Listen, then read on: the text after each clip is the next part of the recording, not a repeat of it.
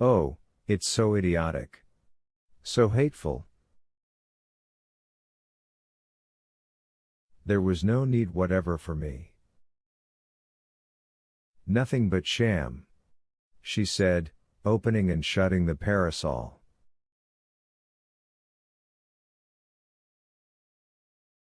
But with what object? To seem better to people, to myself, to God, to deceive everyone.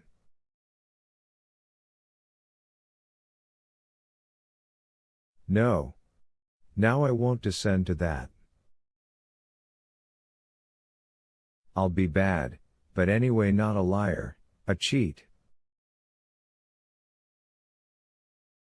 But who is a cheat? Said Varenka reproachfully.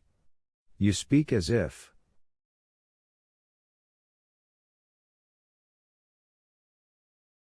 But Kitty was in one of her gusts of fury, and she would not let her finish. I don't talk about you, not about you at all. You're perfection. Yes, yes, I know you're all perfection, but what am I to do if I'm bad?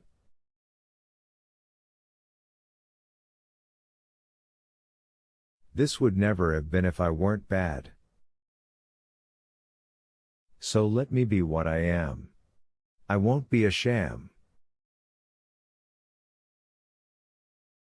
What have I to do with Anna Pavlovna? Let them go their way, and me go mine. I can't be different. And yet it's not that, it's not that. What is not that? Asked Varenka in bewilderment.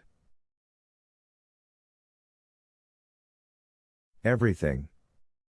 I can't act except from the heart, and you act from principle. I liked you simply, but you most likely only wanted to save me, to improve me.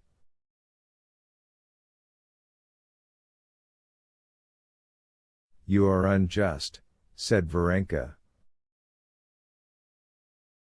But I'm not speaking of other people, I'm speaking of myself. Kitty, they heard her mother's voice, come here, show Papa your necklace.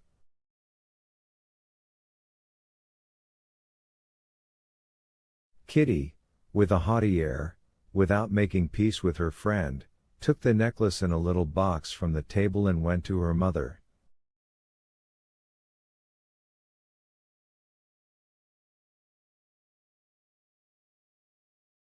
What's the matter? Why are you so red? Her mother and father said to her with one voice.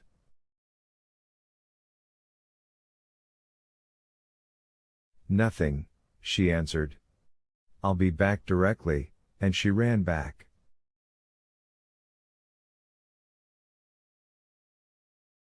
She's still here, she thought. What am I to say to her? Oh, dear. What have I done? What have I said?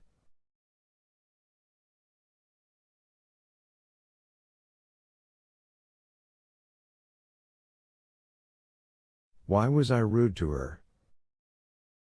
What am I to do? What am I to say to her? Thought Kitty, and she stopped in the doorway.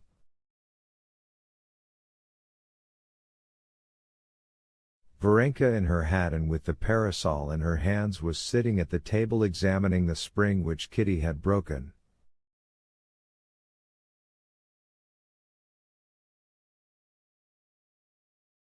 She lifted her head. Varenka, forgive me, do forgive me, whispered Kitty, going up to her. I don't remember what I said.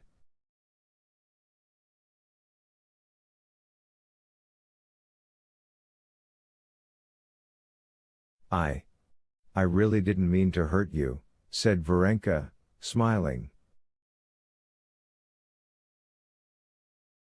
Peace was made.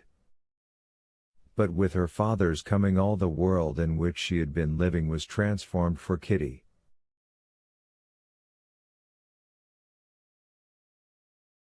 She did not give up everything she had learned, but she became aware that she had deceived herself in supposing she could be what she wanted to be.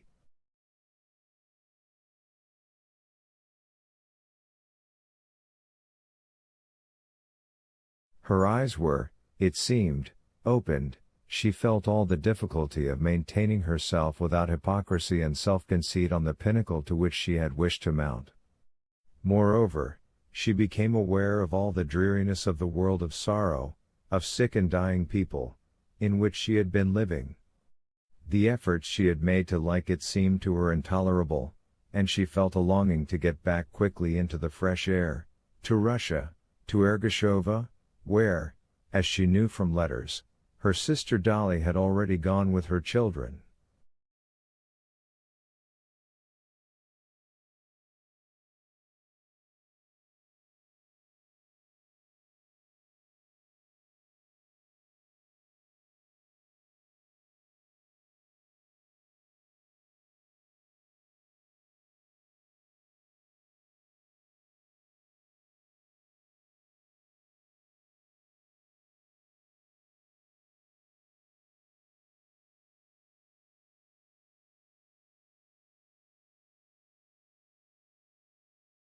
But her affection for Varenka did not wane.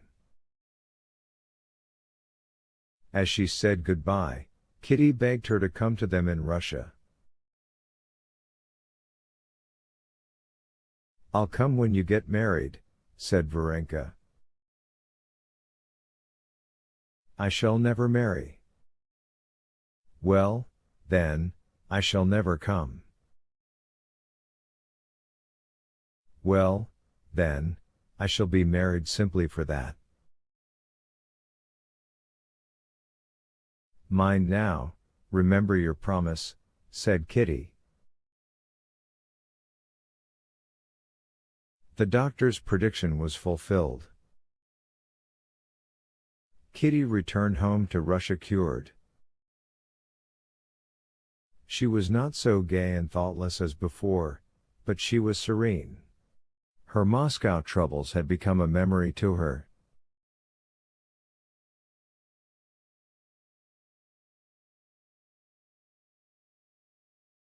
Part 3. Chapter 1. Sergei Ivanovich Koznishev wanted a rest from mental work, and instead of going abroad as he usually did, he came towards the end of May to stay in the country with his brother.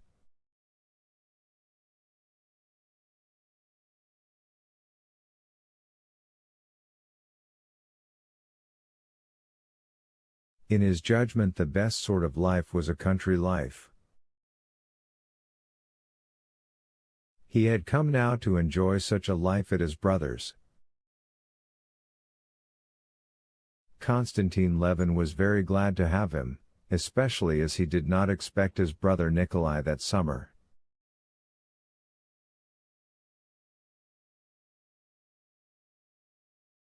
But in spite of his affection and respect for Sergei Ivanovich, Konstantin Levin was uncomfortable with his brother in the country.